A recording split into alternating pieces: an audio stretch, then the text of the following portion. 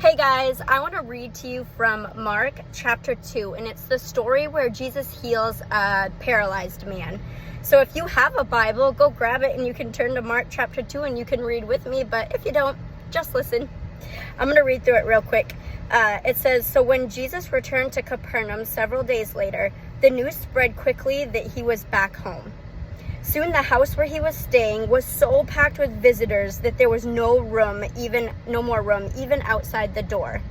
So picture this house. Jesus is there. He is sharing the good news with them, and people from all over the town, the whole congregation flocks to this house. Everybody is gathered around and they are there for Jesus. They are there to see him and to hear what he has to say. So it says, while he was preaching God's word to them, 4 men arrived carrying a paralyzed man on a mat. It says they couldn't bring him to Jesus because of the crowd, so they dug a hole through the roof above his head. So I'm picturing these 4 friends. They have a mat. Their paralyzed friend is on it, and they are trying to make their way through this crowd of people. And it's so many people, and they're probably struggling, and they are not able to get up to the front where Jesus is. So they're like, we got to do something different. We got to get out of here. So I'm picturing them, getting out of the crowd, maybe going around the house, maybe to the back. But it says they found a way up on the roof to actually break a hole through the roof so that they can lower their friend down to where Jesus was. So it says that they lowered the man on his mat right down in front of Jesus. And seeing their faith, Jesus said to the paralyzed man, "My child, your sins are forgiven." And then go down a few more verses, and Jesus turned to the paralyzed man and said, "Stand up, pick up your mat, and go home." And it says the man jumped up, grabbed his mat, and walked out through the stunned onlookers. And then it says they were all amazed and praised God, exclaiming, "We have never seen anything like this before."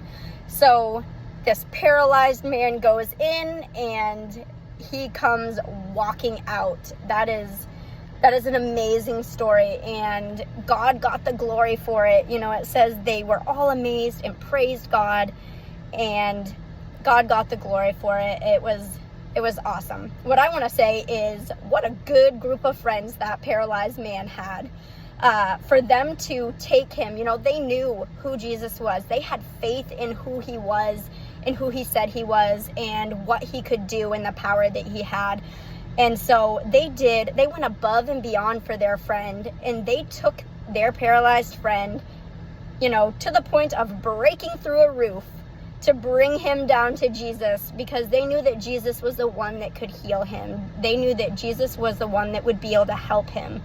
And so that is a really good group of friends. That is a good, I wonder if that man realized how good his friends were. But anyways, I share that story with you guys just to show you how important it really is to be mindful of our friendships and of our relationships in our life. Our relationships, the people that we spend our time with, that we invest our time into, and that we're with every day, these people, these relationships, they can be encouraging, and they can be uplifting, and they can be helping us and being good examples to us, and leading us towards making good choices and leading us towards Jesus, like these friends of the paralyzed man in the story. Or they can do the opposite. And I think it's really important to remember that the people that we have in our life, our friendships and our relationships, really have an impact on us, more so than I think a lot of us realize. You might not think that it's a big deal. They're just friends, or, it's just this relationship or whatever. But, it has a bigger impact on our life than we really realize.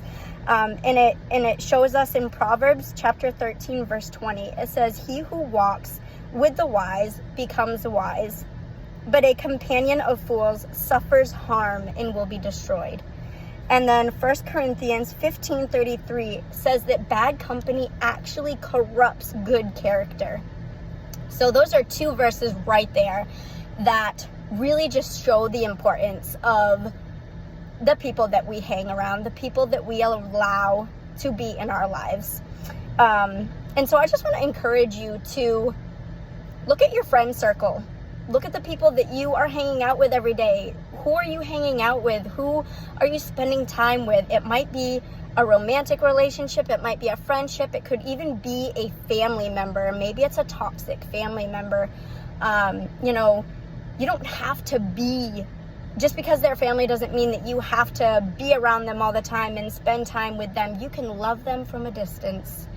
You are allowed to love them from a distance. If you know that they are toxic and they are not good for you, then, you know, consider stepping away from the friendships and the relationships that are toxic or that are just not for you. You know,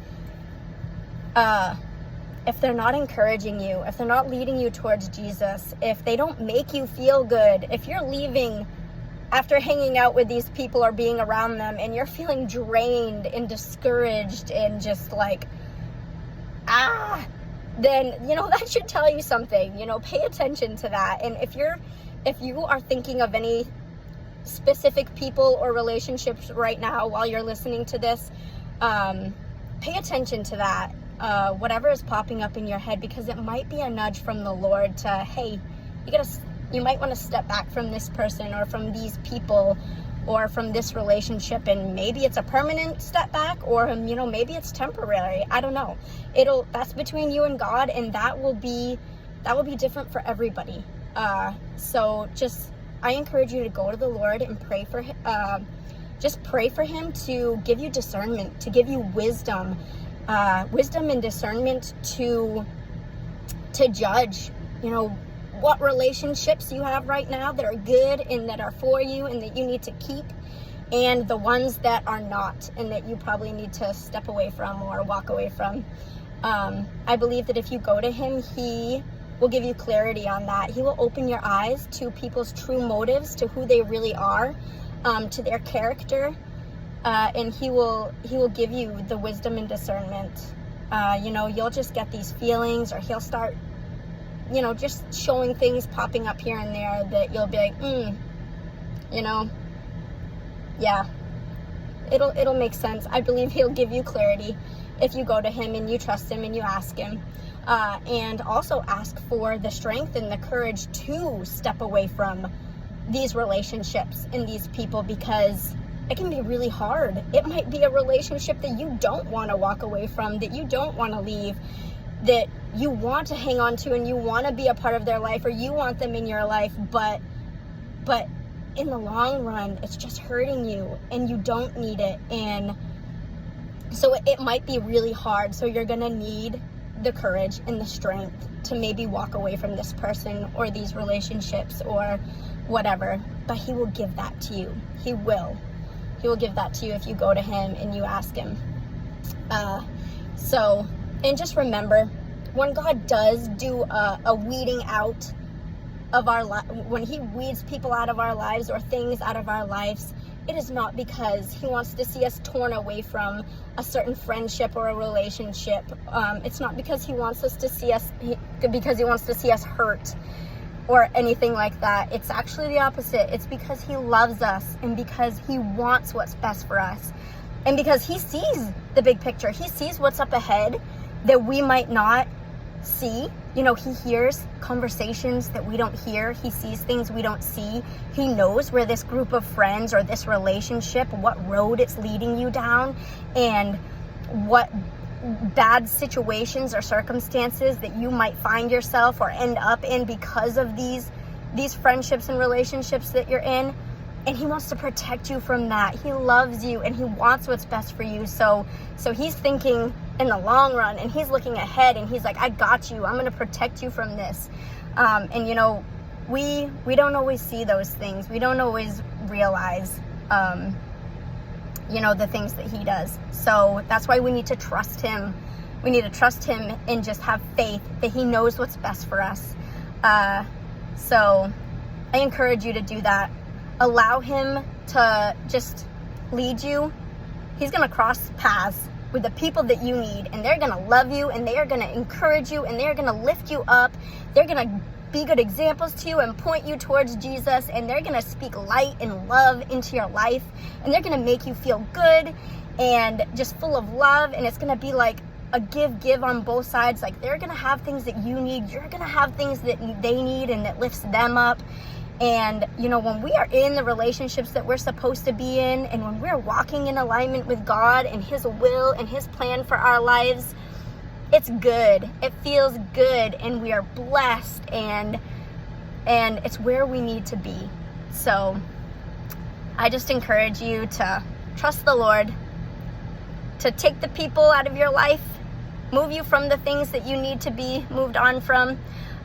You know, if we don't get out of the toxic relationships that we're in, and circumstances and situations, like, we'll never be able to heal and move on to the good things that God has for us, for the blessings and for the abundant life and for the plan and the purpose that he has for us, if we are staying stuck around the same people in the same situations that are hurting us and holding us back to begin with. So you guys just trust the Lord. Not every loss, not everything that we feel like a loss is actually a loss. So go to him, trust him, watch him fill your life with people and with friends that you didn't even realize that you needed or wanted. So go out there, find some people, surround yourself with friends that are going to lift you up, carry you to the roof, bust a hole through it, and bring you down to the feet of Jesus. All right, you guys, I love you. Thank you so much for listening to my message. I hope you all are blessed, and I will talk to you soon. Bye.